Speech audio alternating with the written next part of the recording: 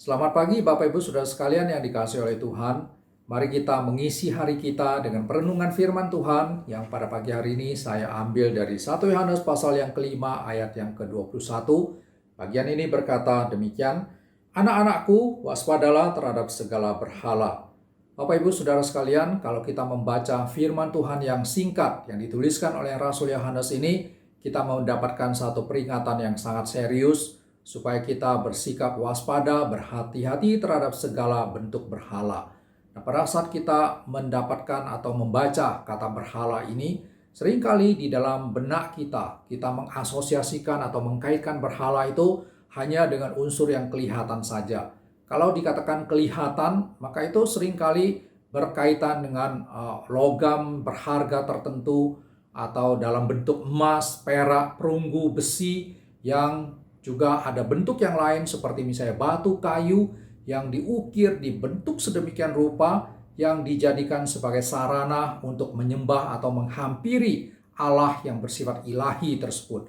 Bapak Ibu Saudara sekalian, kita juga lihat di dalam kehidupan daripada bangsa Israel, tatkala mereka ada di tengah padang gurun, pada saat momen di mana Musa naik ke Gunung Sinai untuk menerima 10 hukum Taurat, kita lihat bahwa bangsa Israel yang ditinggalkan oleh Musa, maka mereka mempunyai satu kegelisahan tersendiri. Nah, itulah di tengah-tengah konteks kegelisahan seperti itu, maka mereka meminta kepada Harun supaya diberikan satu bentuk nyata, yaitu dibuatkan anak lembu emas untuk menjadi satu pusat penyembahan atau menjadi sesuatu hal yang mendatangkan ketenangan, kedamaian bagi orang Israel tersebut. Nah, ini adalah berhala yang kelihatan.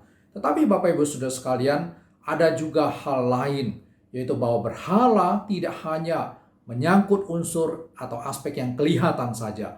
Berhala juga menyangkut hal yang tidak kelihatan. Nah, kalau berhala yang kelihatan biasanya berkaitan dengan hal-hal yang bersifat metal atau yang logam tadi. Tetapi berhala yang tidak kelihatan justru bersangkut paut dengan mental kita, dengan sikap hati kita, pikiran kita. Nah, disinilah kita harus menjadi orang Kristen yang betul-betul mengerti bahwa segala sesuatu yang mengisi hati kita, segala sesuatu yang menyita pikiran kita, yang merenggut fokus kita, yang menyebabkan kita terfokus kepada hal tersebut secara sedemikian rupa sehingga kita rela berkorban waktu, tenaga, dan lain sebagainya, pikiran untuk hal tersebut, maka itu adalah berhala secara mental di dalam hidup kita. Nah, berhala secara mental yang tidak kelihatan ini bisa bermacam-macam Bapak Ibu Saudara sekalian.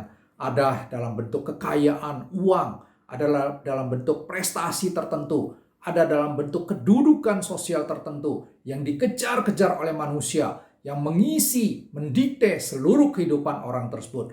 Nah, ini adalah berhala yang sifatnya sudah mendominasi akan kehidupan orang tersebut, mengatur kehidupan orang tersebut, sehingga orang itu menjadi orang yang mengikuti apa yang menjadi satu yang menguasai, mendominasi kehidupannya. Kalau misalnya dia memberi hatinya kepada harta kekayaan, maka tentulah waktu daripada orang tersebut, tenaga dari orang tersebut akan digunakan mencari, mengumpulkan akan harta kekayaan. Dan dalam konteks yang seperti itu, maka hatinya menjadi hati yang betul-betul diberikan supaya apa yang dilakukan oleh dia menyenangkan hati daripada orang yang sudah dikuasai oleh kekayaan tersebut. Nah, Bapak Ibu Saudara sekalian, kondisi yang demikian ini adalah kondisi di mana secara mental kita sudah menempatkan harta, uang sebagai berhala dalam hidup kita. Padahal di dalam firman Tuhan kita tahu sekali bahwa kita harus menempatkan, mengutamakan, mementingkan Tuhan, memberikan hati kita supaya Tuhan sendiri yang bertahta dan menjadi pusat daripada hidup kita. Dengan kata lain Bapak Ibu, pada saat kita menempatkan atau mengisi hati kita dengan segala sesuatu yang bukan Tuhan menjadi bertahta di dalamnya, maka itu adalah berhala.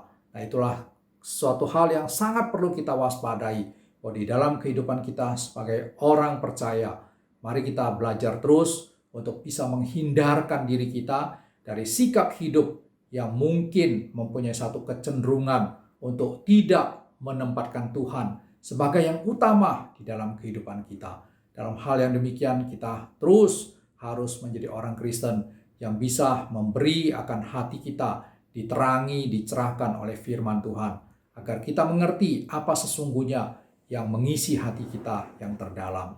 Apakah Tuhan atau sesuatu yang lain? Kiranya Tuhan menolong kita di dalam memahami kebenaran Tuhan ini, sehingga kita betul-betul menyerahkan hidup kita sepenuhnya hanya kepada Tuhan saja. Amin.